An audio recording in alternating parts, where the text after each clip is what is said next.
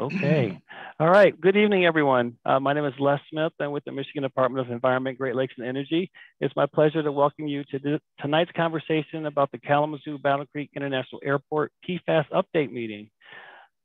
We do have a full agenda for this evening. We want to get through that agenda and get to you, more importantly, get to your questions.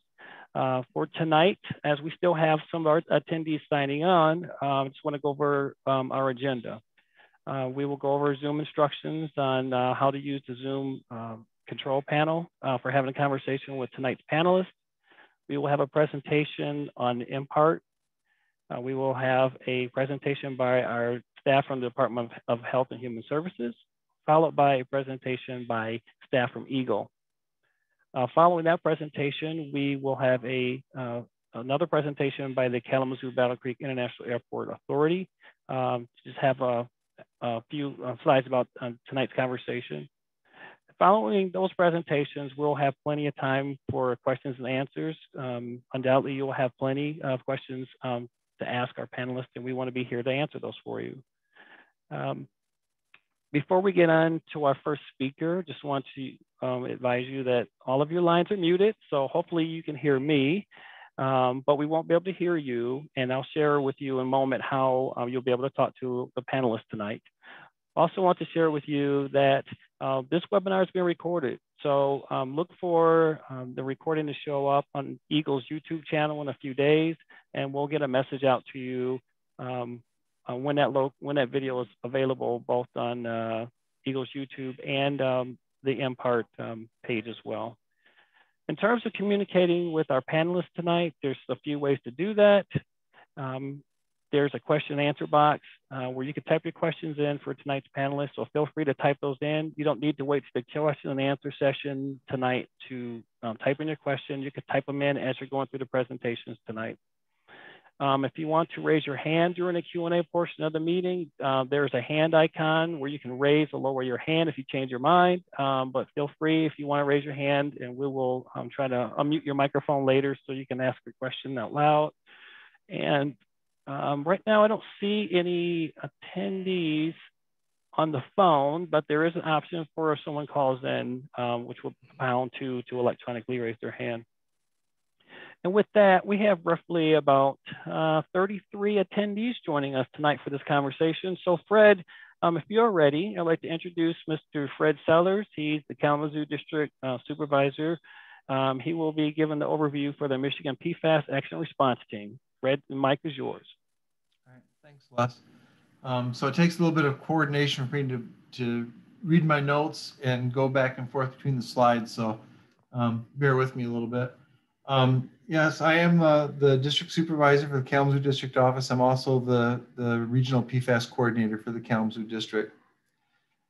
So the reason we have IMPART, the potential statewide scope of contamination and public health threat led to the creation of the Michigan PFAS Action Response Team, or IMPART. And it was done to create an efficient and effective response to the IMPART threat. IMPART is an advisory body charged with coordinating the actions of key state departments responsible for environment, natural resource protection, agriculture, public health, military installations, fire departments, and commercial airports. It's also responsible for coordinating with local and federal agencies and stakeholders to promote consistency, share information, and leverage our resources. IMPART is the reason we've been so successful in Michigan at rapidly identifying and reducing exposures. It has enabled a comprehensive, data-driven, and science-based approach.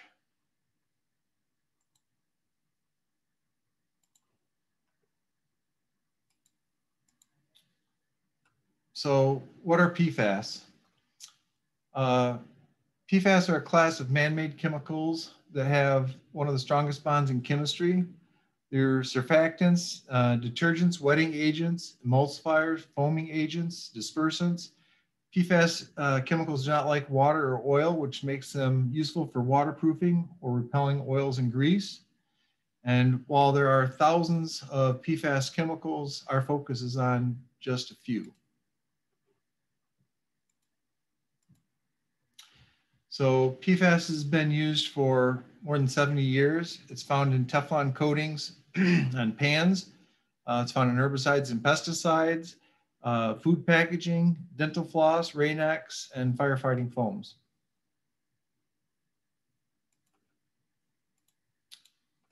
Why are we concerned about PFAS? We're looking for chemicals that are widespread, and we have incomplete science and regulation on these chemicals. They're chemicals that build up in our body tissues and in the tissues of fish and other organisms, and they've been linked to some health impacts, which Bill Farrell will address in a little bit.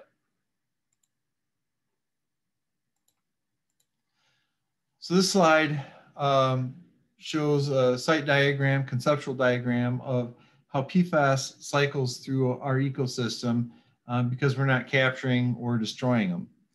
So at a landfill, for example, the consumer products and industrial waste that are disposed of there, they release PFAS into the leachate, which is collected and then shipped or transported by pipeline to a wastewater treatment plant that's not designed to treat the PFAS chemicals. So the PFAS can pass through the wastewater treatment plant to surface water, which could impact drinking water and fish. Additionally, some PFAS accumulate in the wastewater treatment sludge that is applied to agricultural fields as biosolids, which can excuse me, impact impact soil, groundwater, surface water runoff, and possibly crops. Our challenge is understanding the occurrence of PFAS in the environment and trying to break the cycle.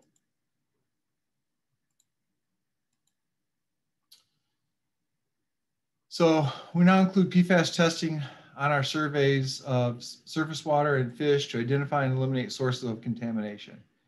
We found high concentrations of PFAS in foams generated on impacted surface water bodies, and our wastewater treatment plants are working with industrial users to reduce PFAS in their discharges into the sewer system. So PFAS don't pass through wastewater treatment plants into surface water, which could impact fish or impact biosolids that are land applied. These investigations also lead us to identifying current and former sources of PFAS contamination.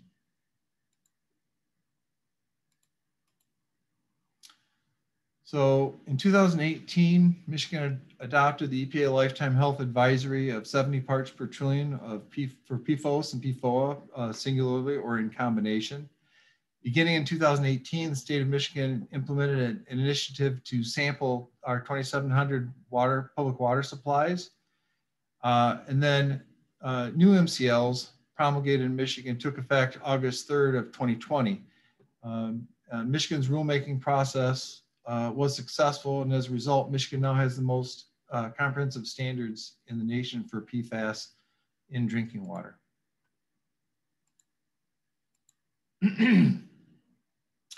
So here's the latest update in the standards. As of December 21st of 2020, Michigan has adopted the new cleanup criteria for groundwater, which is seen in the column to the right.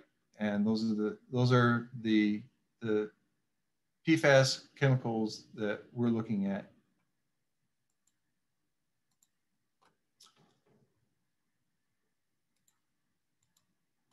So Michigan has 155 sites where groundwater contamination exceeds our cleanup criteria.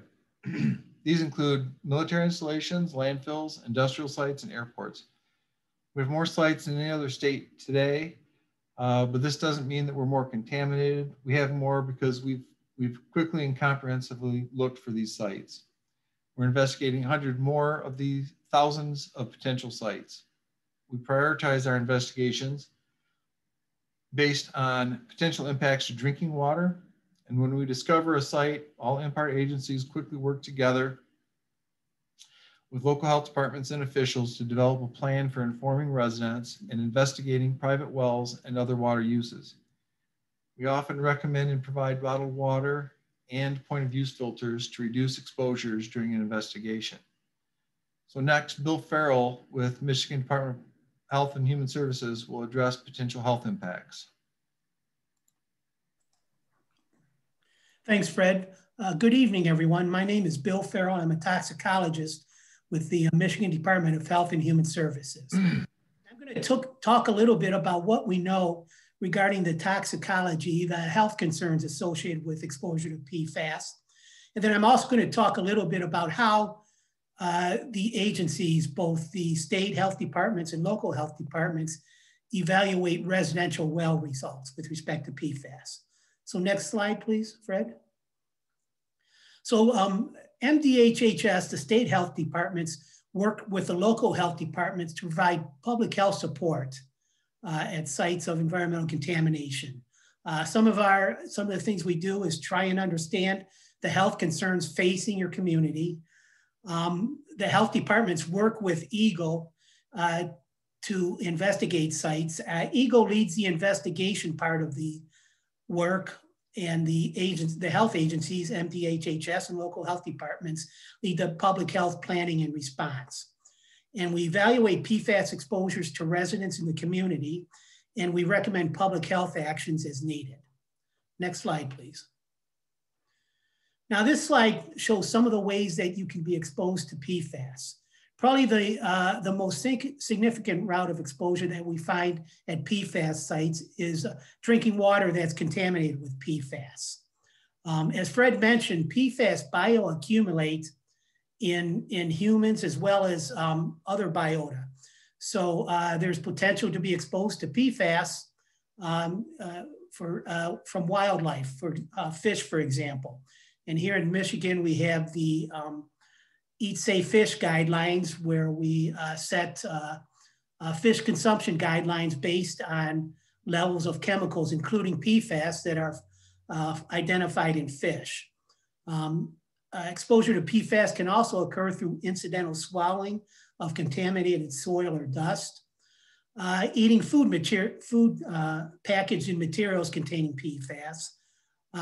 Some consumer products historically have contained PFAS, and as such is a potential route of exposure. And then PFAS absorption through the skin is typically not a concern because the PFAS chemicals are not easily absorbed through the skin. Next slide, please, Fred.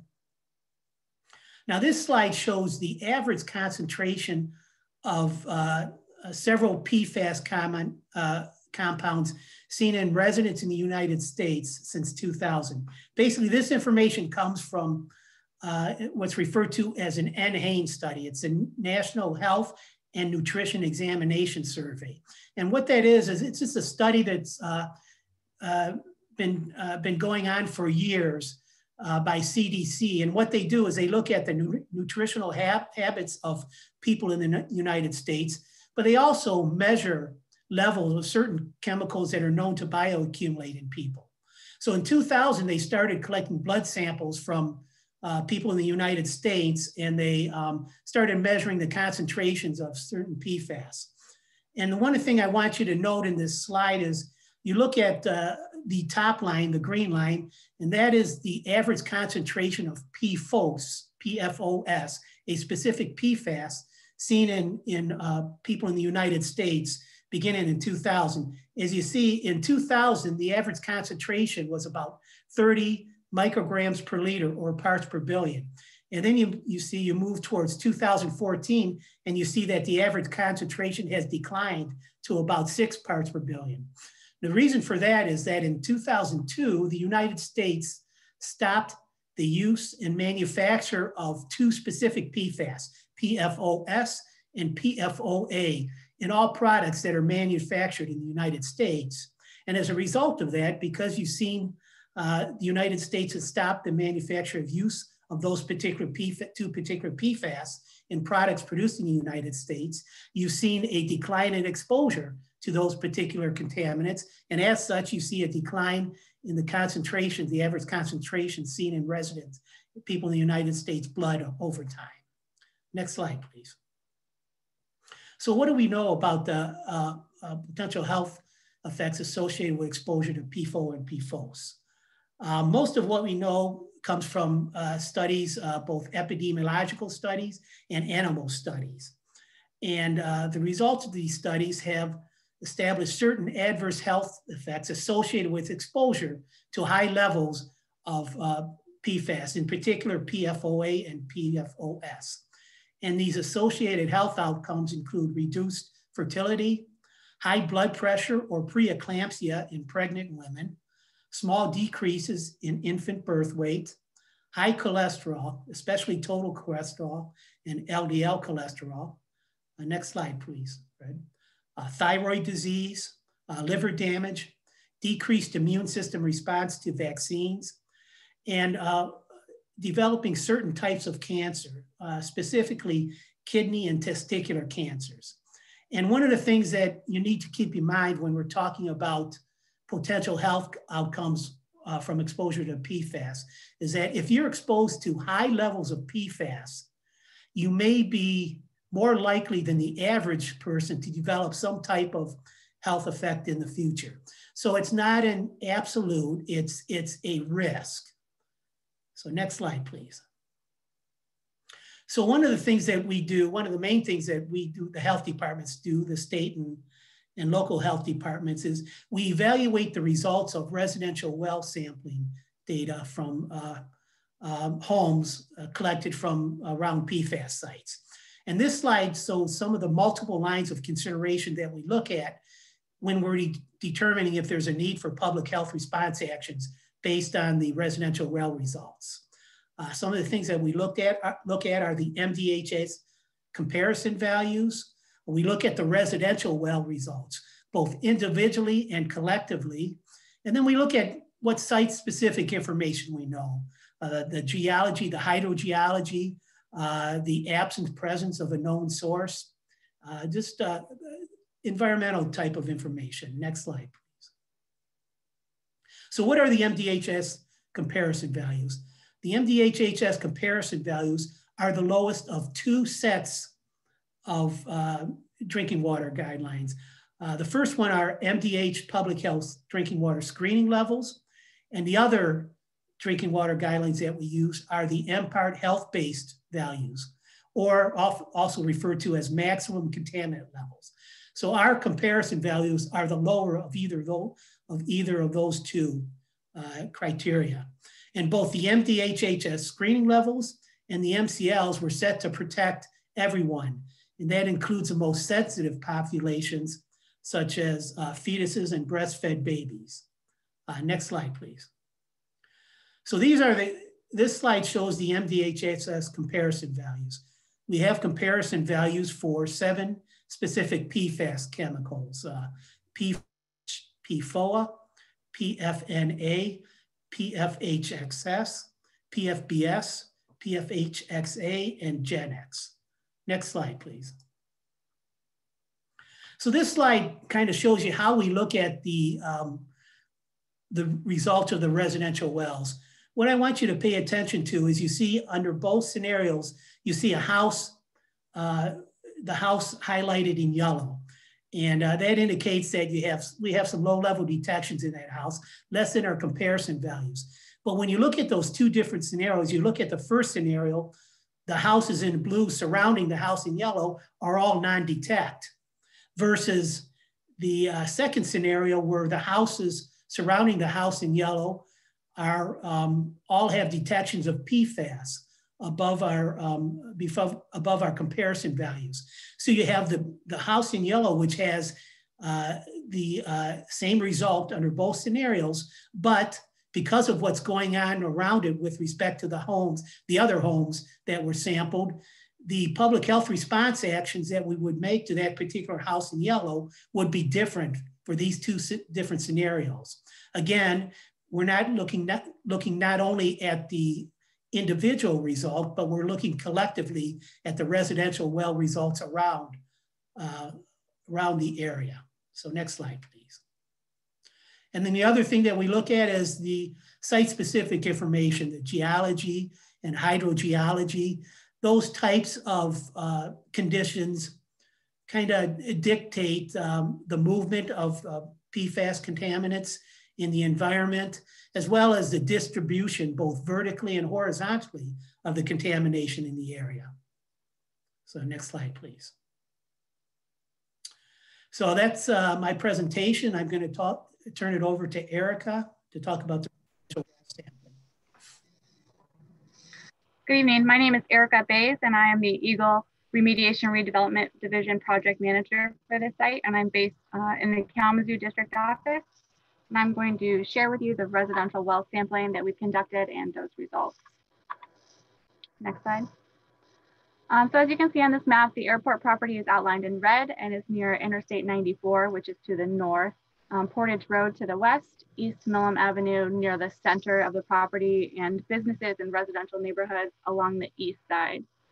Also, there are 4 types of wells noted on the map. So residential drinking water wells are in the darker blue.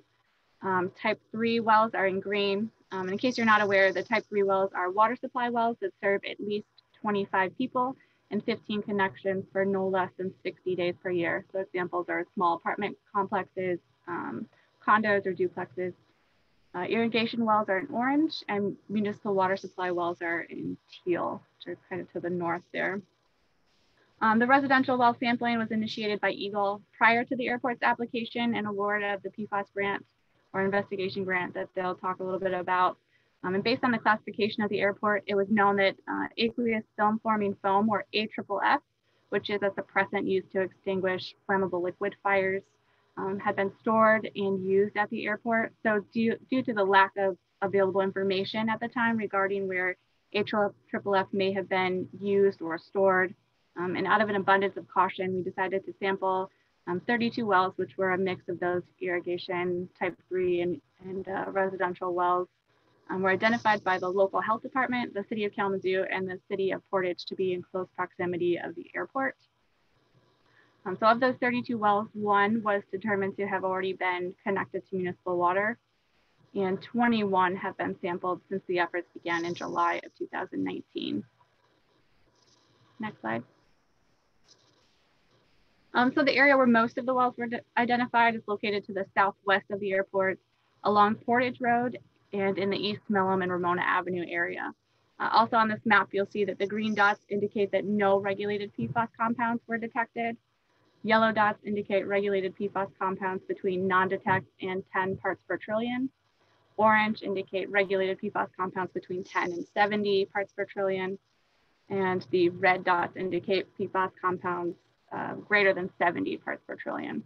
And you can also note that this slide includes a list of the regulated PFAS compounds and their corresponding Part 201 residential and non-residential criteria for drinking water. So 9 of the wells had detections of PFAS. Only the 1 residential well, which is circled in orange, located on the west side, well, southwest side of the airport, had a detection of PFOA exceeding that Part 201 criteria.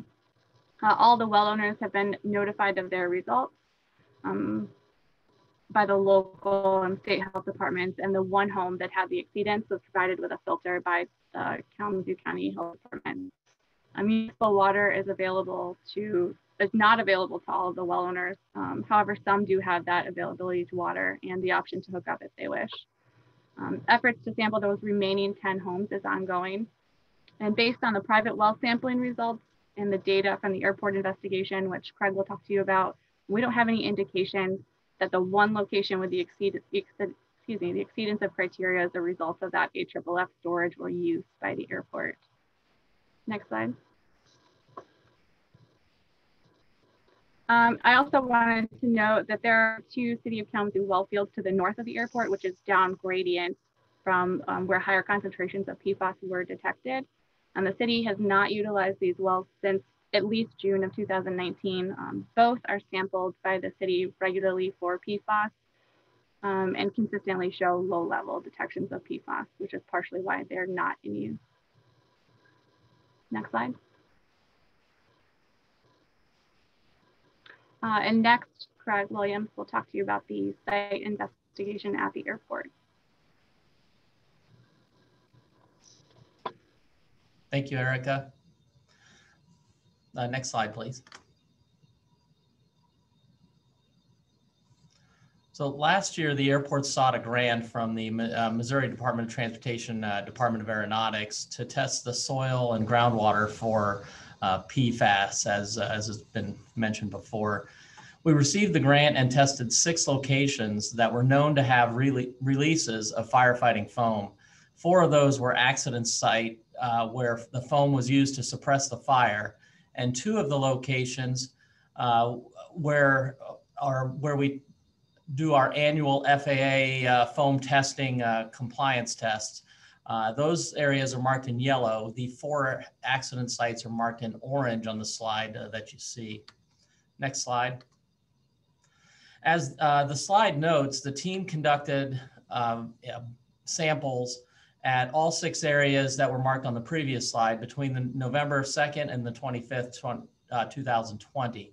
We did 13 borings where we collected 22 soil samples and 9 groundwater samples. Next slide.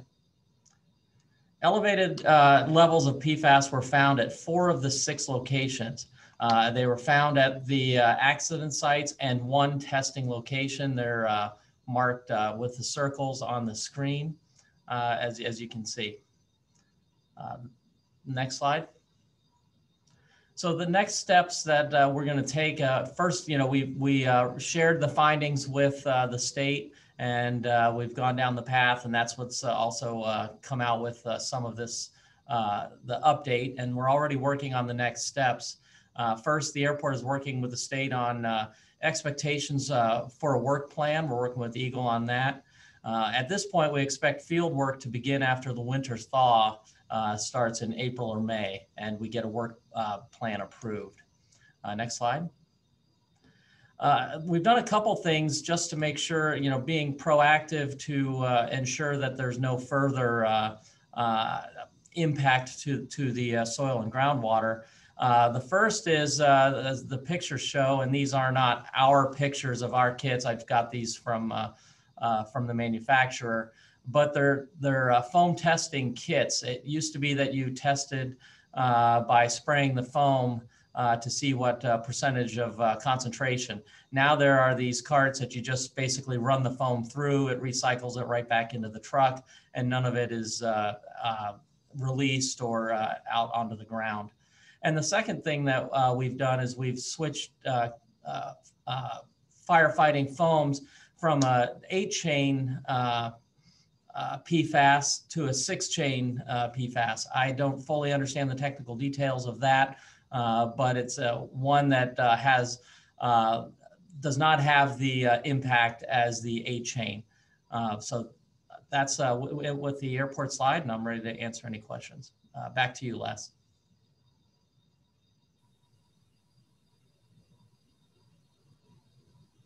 Okay. All right. Thanks, everyone.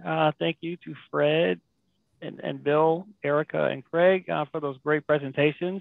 It's looking like we're a half hour in, and we have 1 question so far. So we have about 40 people on. If you have questions about any of the information that you heard tonight, there's a couple opportunities to either write your questions in the Q&A box, or you may choose to electronically raise your hand if you'd like to ask a question to any of the panel this evening. We do not have anyone on the phone tonight, so right now it's just everybody at their computers. So I'll give our panelists a moment to get a drink of water, and I'll prepare everyone for the first question that we have for this evening. It's a technical question. I'll bring this over here. So the first question of the night deals with treatment technologies. The question is there any interest in pump and treat pilot installations or more aggressive treatment?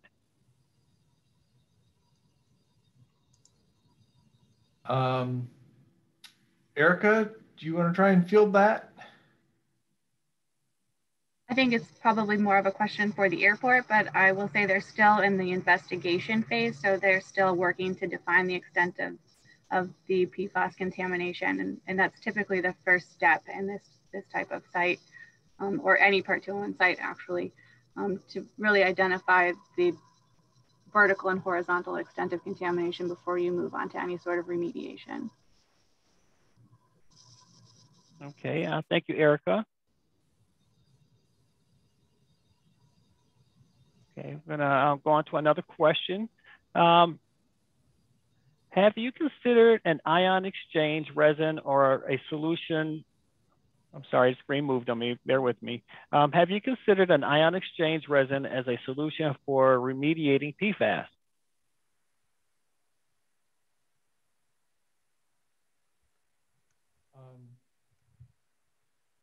Who would get that one, Fred? This is more of a treatment technologies question. Yeah, I think it's the same answer. Okay. And I can answer for the airport. I don't think that they've really gotten that far yet. It's coming up to considering any sort of treatments yet. Okay. Great. Thank you, Erica.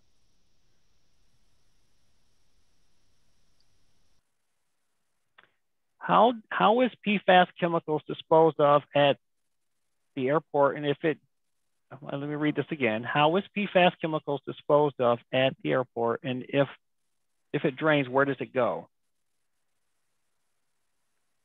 Craig? Yes. Did I understand it as how are PFAS chemicals disposed of at the airport? Yes. Okay. The chemicals that we have, we disposed of, if memory served me, through a program through the state to get rid of the PFAS that we had. How those are disposed of, I don't know specifically from a science standpoint. And then in the second part, if I understood it, was if there's runoff, is that? It asked if it drains off the airport, so where does it go? I guess there was a question about where does the drainage go off the property? The drainage, I'm trying to think the name of the ditch, but I don't know the name of the ditch off the top of my head. I apologize for the geography. The PFAS, I'm sorry, go ahead. From the on-site use for training purposes, some of it, it's my understanding, you can correct me if I'm wrong, Craig, that some of it went into potentially into the soil and groundwater. But there are outfalls along where all of the a lot of the surface water or runoff drains to, which leads to Davis Creek.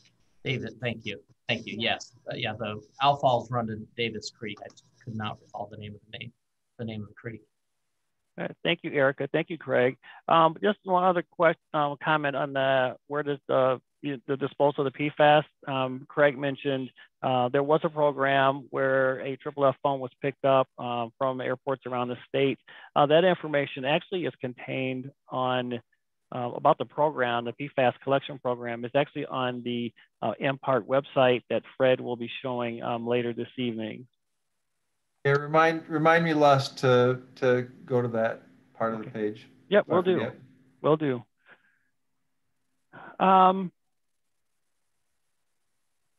This one is for Craig. The question is, why does the airport still use foam why does the airport still use foam that contains PFAS? Hold on, let me start the video. So the FAA, well, the airport uses the foam because the FAA requires us, to be honest. I mean, the foam that we use meets FAA and mil-spec certifications. So until there's an alternative out there, that's what we have to use. All right, thank you, Craig. Next question is, this concerns sites. With both sites, can you talk a little bit more about the timeline of where we are at and next steps and how long the process will take? This might be for Erica, possibly. If this was a state-led investigation, then I would be the person to answer that. But since the airport authority is doing their own work, I think that's a better suited question for Craig. Okay. Sure. From the timelines, we're actually working on developing a phase 2 of the work plan that will need to be approved by Eagle, as I understand it, before we can move to phase 2. But the idea is that we will find out more information about, I'll say, the contamination and identify the plumes. And from there, it'll be a discussion of how do we take care of what's in there? First, we have to know the extent of what is in there. Okay. Next question. This is a technologies question. Will you look at developing a collaborative relationship with a PFAS remediation technology services supplier who can work with you to develop treatment, plume control, or other remediation? I guess that would be for the airport. Certainly first, again, as we stated before, we have to identify the extent of what we're dealing with here. We'll be looking at all options that are out there, working with our partners locally and with the state to find out what we need to do to mitigate this. Okay, thank you, Craig. I think at the end of tonight's presentation, or contact information. Hopefully we have yours, Craig, and if this requester can contact you directly if they would like to do that. Next question. There's a question about whether local businesses near the airport have been alerted to the PFAS investigation. Well owners have been notified, but as far as like canvassing or notifying businesses that don't have private wells, that has not happened. That is part of the purpose of this meeting and the listing on the MPART website. Okay, thank you.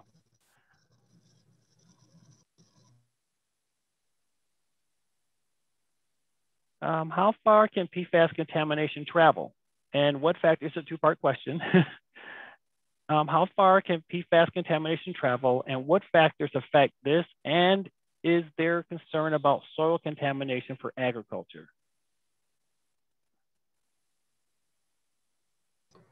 Well, there are a lot of factors that go into how far can PFAS travel. So that's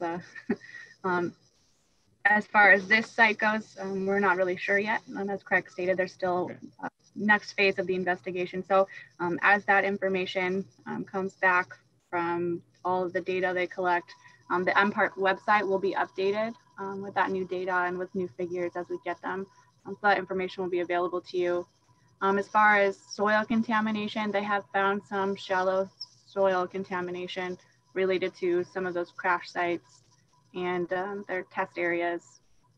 There aren't any agricultural areas or land use in relation to those couple of areas where they've tested or had crashes. So in this instance, I would say no, there are no concerns for soil contamination for agriculture, again, related to this site thus far.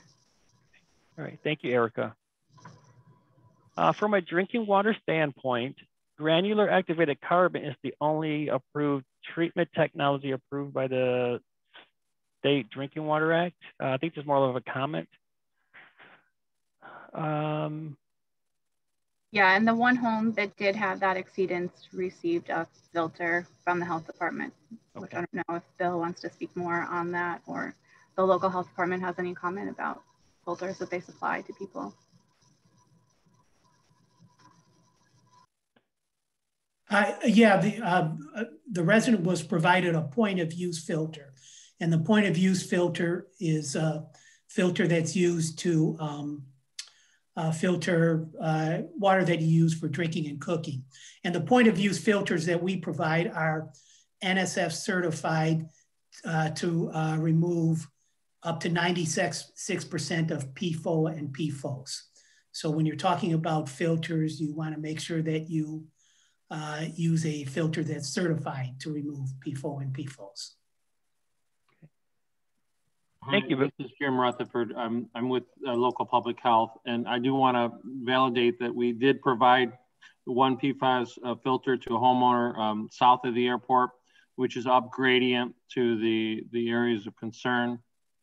And we'll continue to supply any necessary replacement filters. It's not believed that this particular PFAS is found to believe to be associated with the AFFF at the airport. But we did provide that filter, and I did want to validate that. Thank you, Mr. Rutherford. Thank you. Thank you, Bill. Next question. Where did I go? How are you reaching out to the community about the findings and upcoming meetings, et cetera? That will all go on the MPART website if there are any meetings, but the website is updated monthly by myself. Okay, all right, thank you, Erica. Do you have a goal for when you will know the extent of the contamination? I guess that's for me. I don't know exactly how long it will take, but we'll certainly be starting on this as soon as practical, which will be in the spring. And the idea is that we'll find out as quickly as the science will allow us to. Okay.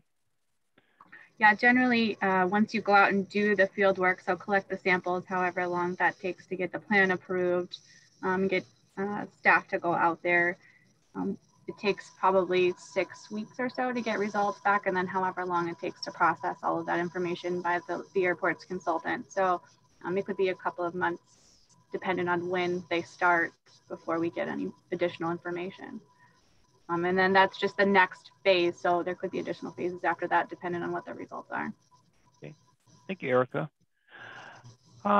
Question concerning the movement of water off the site. If it drains off, assuming you're talking about PFAS here, drains off, goes into the groundwater, what wells near the airport or drinking water are affected if PFAS moves off the property? Yeah, so like I talked about in my portion of the presentation, which I believe will be available to everyone if you want to go back and look at it or listen to it.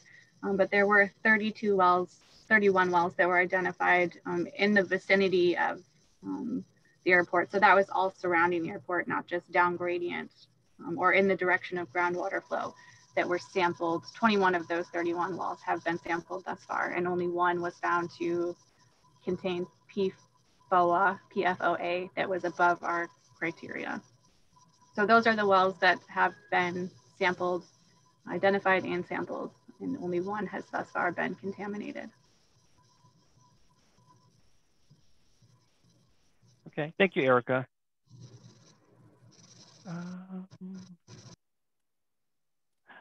Is the airport foam the only culprit in the contaminated sites, or are there multiple chemicals?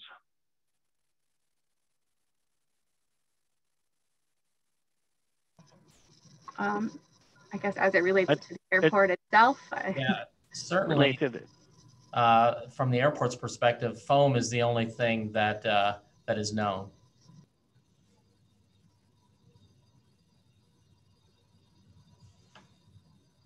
Okay.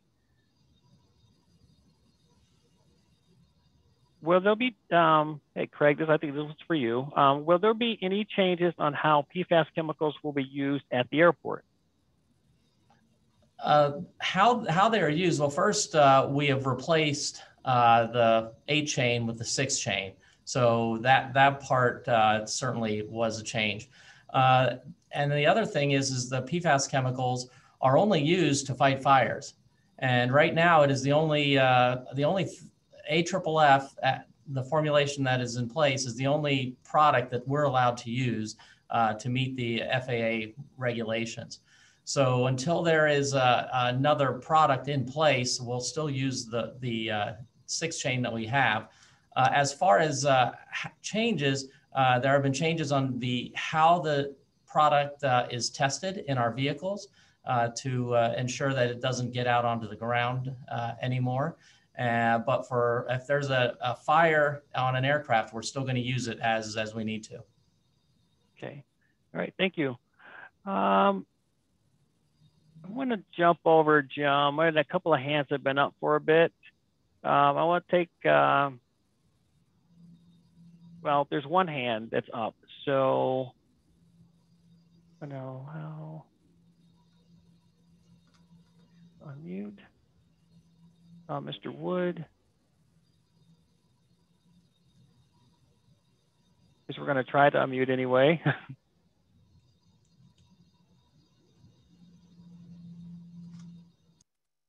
Okay, we'll probably have to come back to, wait, okay. You have a question? for the panelists? I think my question was answered. I didn't know that they were continuing to use AFFF in the 6 chain, but that was answered. So thank you. You're right. You're welcome. Thank you. All right. Next question. There's a question about a community garden. I'll see who can answer this one. The Stryker headquarters by the airport had considered having an employee garden. With the PFAS investigation, would you recommend against this?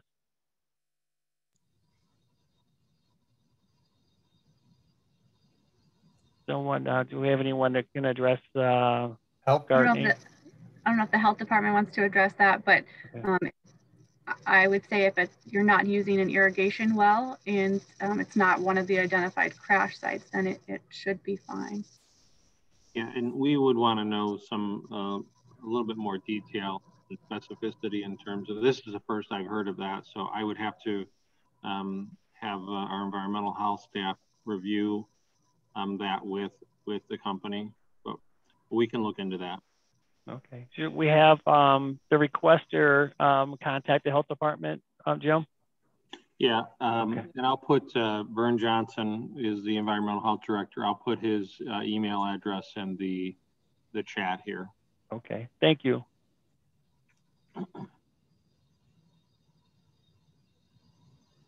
Les, also Vern's contact information is in one of the slides that'll be coming up. So. Okay, all right, thank you, Fred. Thanks, Fred.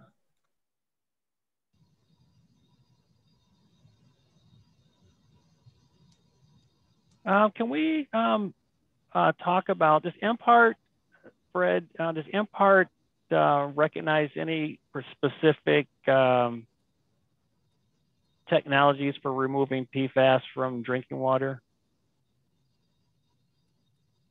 So there's lots of stuff that's going on, looking at treatment, but, I think right now, as Erica in the airport pointed out, they want to define the extent first. Once they get the extent defined, then they'll be more suited towards looking for, what sort of treatment they might need, if they need any out there. So, but I know there are, and MPART is looking at, there's other technologies that are out there besides the granular activated carbon that was mentioned before. Heather Bishop did say that the only thing we have approved for the drinking water is the activated carbon. And so that's what they're, that's why they're using that at point of use filters. But there is a lot of stuff that's going into other treatment technologies. But at this point, it's premature at this site. I mean, I see that there's somebody that looks like there's somebody that's wants to contact the airport, it sounds like, and sell services, and that's super. They can certainly do that. So if they have a service that they want to have the airport use to treat the PFAS that's in the groundwater, they should contact the airport. Okay. All right. All right. Thank you, Fred. Let's see. Okay, this last one was the comment. Fred, I think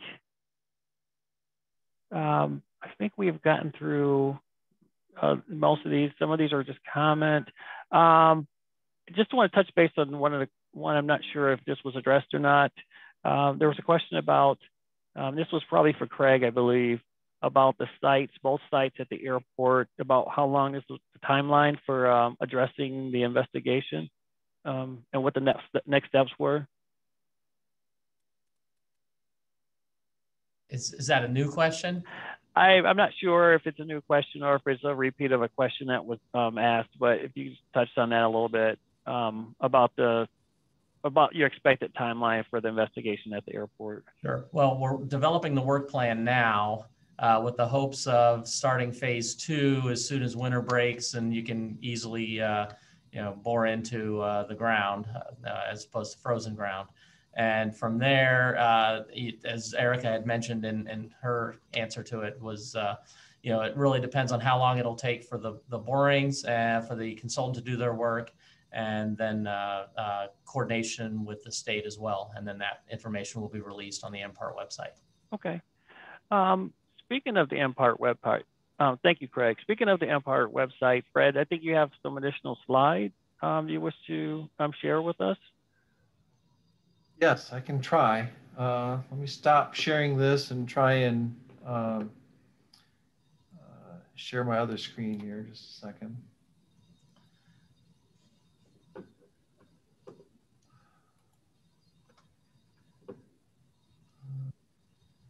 There it is. Hey, Les, there's a question on there about who is the airport's environmental consultant. Do you want me to answer that? Oh, sure. Who is your consultant? If you Okay, want. so the project lead on this is Mead and Hunt, based out of Lansing, and the technical work on it is Limnotech, also a Michigan company.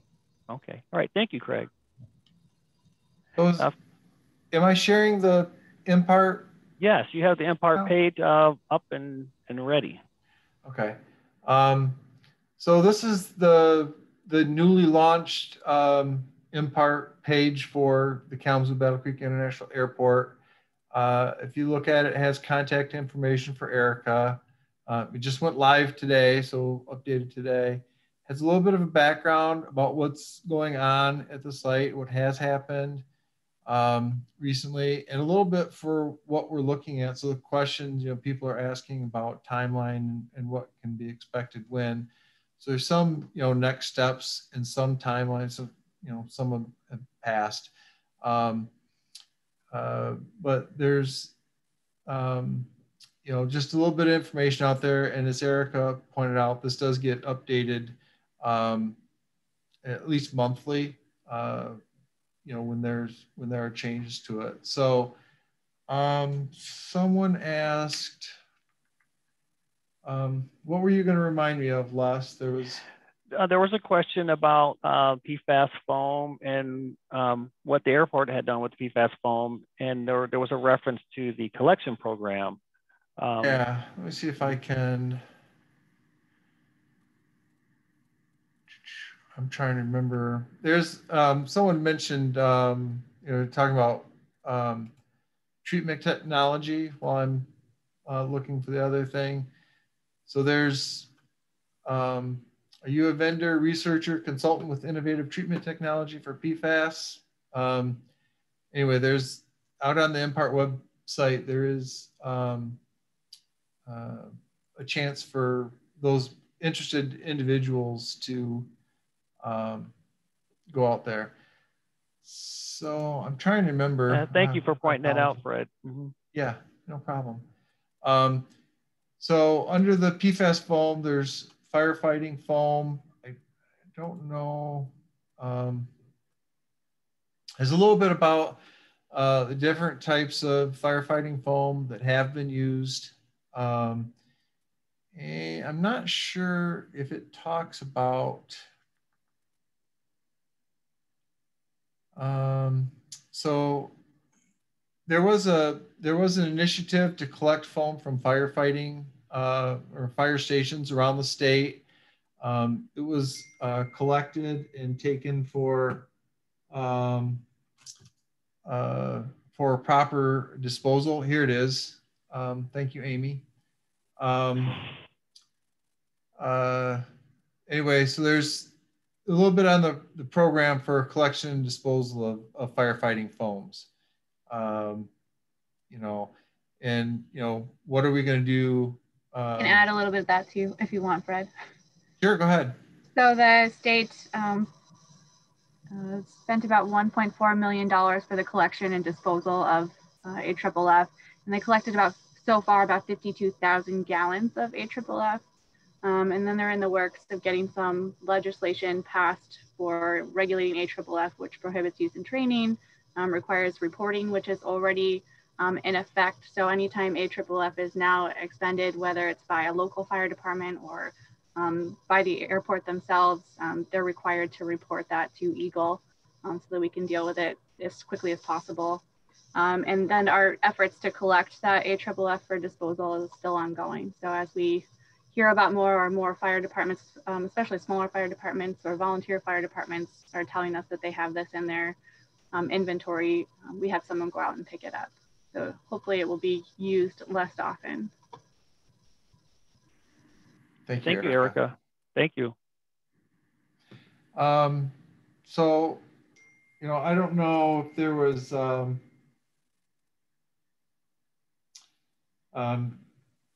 I see a note from Amy, the collection program is over right now. I don't know if there's going to be additional efforts to resume something like that. Maybe Amy will chime in on that. I don't know if there's interest in looking at other stuff on this this page, Les, or if there's other questions that we want to go back to. Well, just there was a question related of an agricultural nature, even though we've identified that I think Erica's response is that there are no agricultural interest in the affected area at the moment, but we could point out that there's the different parts of the website where residents can find information about agricultural questions or testing or fish and wildlife or drinking water. You know, just point out just some of the highlights there for future reference. Yeah, there's a lot of information on the website. So, you know, probably the best thing for people to do is just to go out there and kind of, you know, mill around on the website a little bit, looking for information. There's lists of all the sites in the state. You know, there's health-based and drinking water information. There's just, I'm trying to think about anything that is directly related to ag. I know they have the different work groups, technologies, but I am not.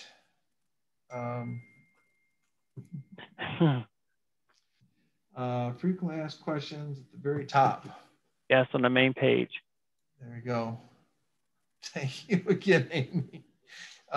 So the frequently asked questions, you know, PFAS 101, crops, gardening, and food.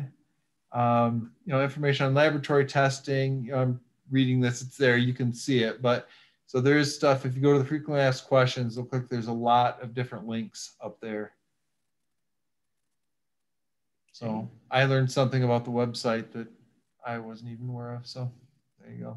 All right.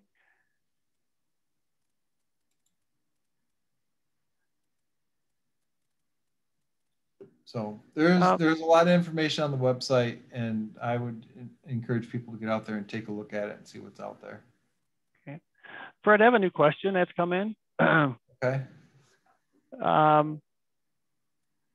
The question concerns Davis Creek. Has any impact to Davis Creek been documented? And if so, has it been linked to the surface water runoff from the airport?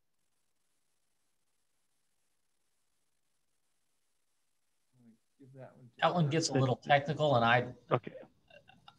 I know our study didn't get into Davis Creek. We only looked in the areas where it was the foam was dispersed.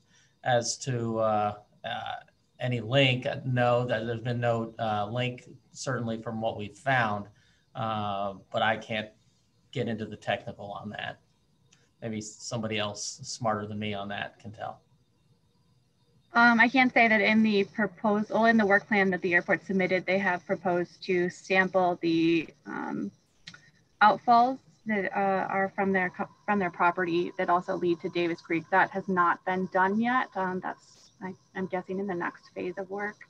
But Davis Creek itself has also not been sampled, and I'm not sure if it's on Water Resource Division's list of surface water bodies to sample yet. So I don't have any answer for that either as to whether or not it has been impacted. Erica, just a follow-up question. if the water body were to be sampled, would those sample results would those sample results be shared on the MPART page? It would be, yeah. Okay, thank you.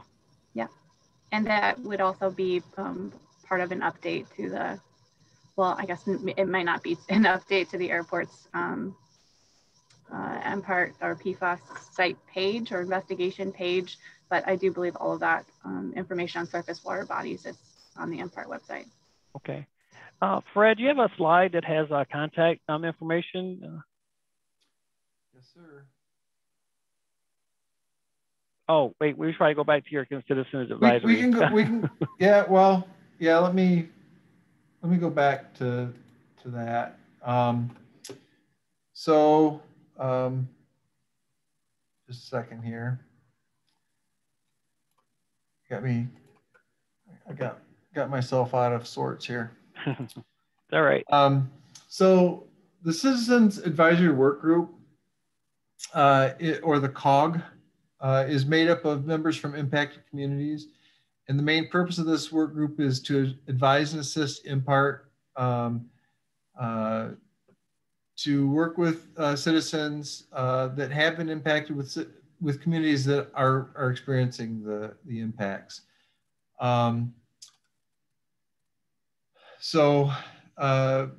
We realize that the perspectives of people that are going through this, that are engaged, are important in helping to MPART, meet its obligation to protect public health and ensure the safety of Michigan's environment. So the COG has a web page on the MPART website that I was just showing y'all, and it includes the charter for the group, meeting information and members, and anyone that's interested in becoming a member. All they need to do is submit a registration, which is found on the COG webpage, and all registrations are approved for participation. So, and they have monthly meetings online, similar forums to this, and they have an agenda, they have presentations, and they take questions from the people in the group. So, okay. Fred, where's the Citizens Advisory Work Group page? It is. I'll go back there and show it. It's under the MPART tab, and it's I can go to that real quick, I think. Okay, just in case anyone was interested in where that's. Yeah, no, it's under the MPART tab. Let me stop sharing and reshare here just a second. You're testing me here, Les. All right, is that the?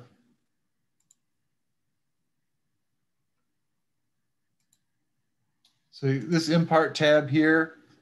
You're not sharing. You're not sharing there yet, Fred. Oh, I'm sorry. I had to click that twice. Sorry, my bad.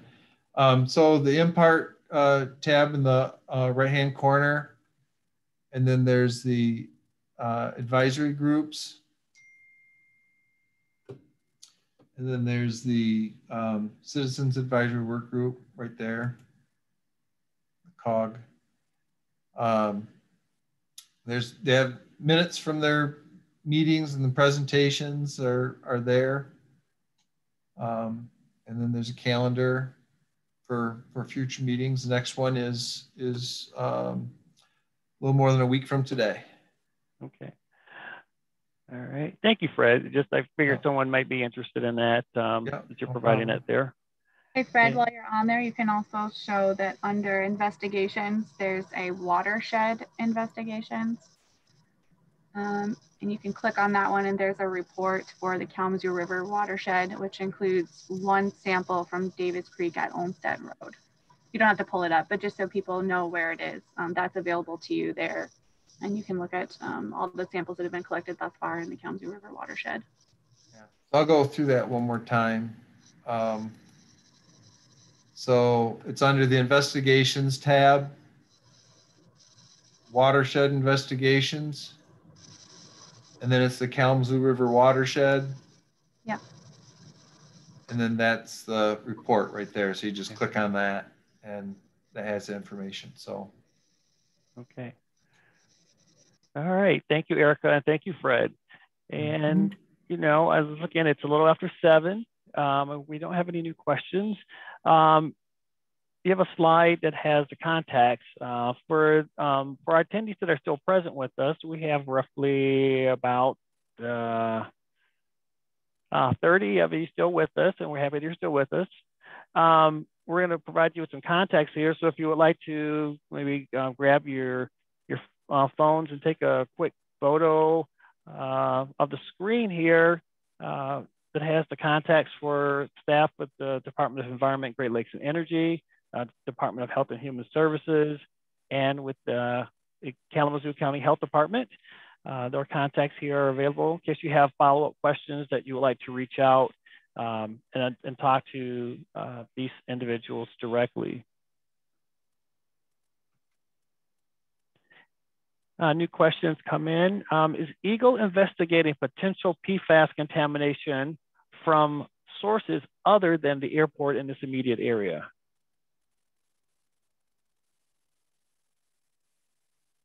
Yes. Throughout the state, I think Fred gave a number of around 100 sites in addition to the ones that are currently listed as MPAR sites that are being investigated. Okay. Right. Are any of those specific, are there any other, like, I guess they're asking if there are other potential sources in the area? In this area, there may be. That's an interesting question. There's the potential, but okay. Currently the airport is investigating this area. Okay, all right, thank you, Erica. There's a request for the contact list.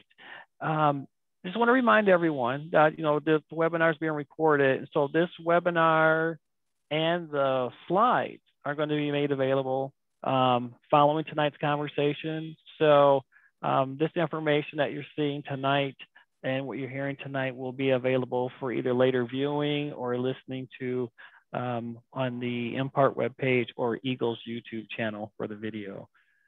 I think that's it. Fred or Erica or Bill or even Craig, does anyone have any final comments?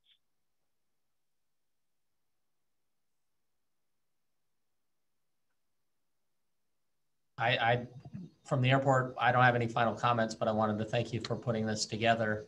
And if people have any comments or concerns, we also do have a website that we put together on our own homepage, this talking about environmental issues, and we'll have a link to the MPART page as well. Okay, thank you. Erica or Fred? I don't have any other comments at this time. Just, you know, use the MPART website. Again, there's a lot of information out there. It does get updated, you know, so get out there and take a look at it. Yeah, reach out to, if you have questions the health department can help you with. You know, use their contact information and Erica as well. Okay. All right. Thank you. If there isn't anything further, I'd like to bid you all a good evening. Before we close out, I'd like to thank you, a special thank you to Jim Ostrowski and Ryan Blazek for working behind the scenes with helping navigate the questions. They worked with me in environmental support. Again, to each of you who have stuck around, thank you for taking the time to have this conversation with us and to hear about the investigation at the airport. Again, as I mentioned, this information is going to be posted on Eagle's YouTube channel or on the MPART page for later viewing. Again, thank you again for your time. And with that, we'll conclude and say good night. Have a great evening.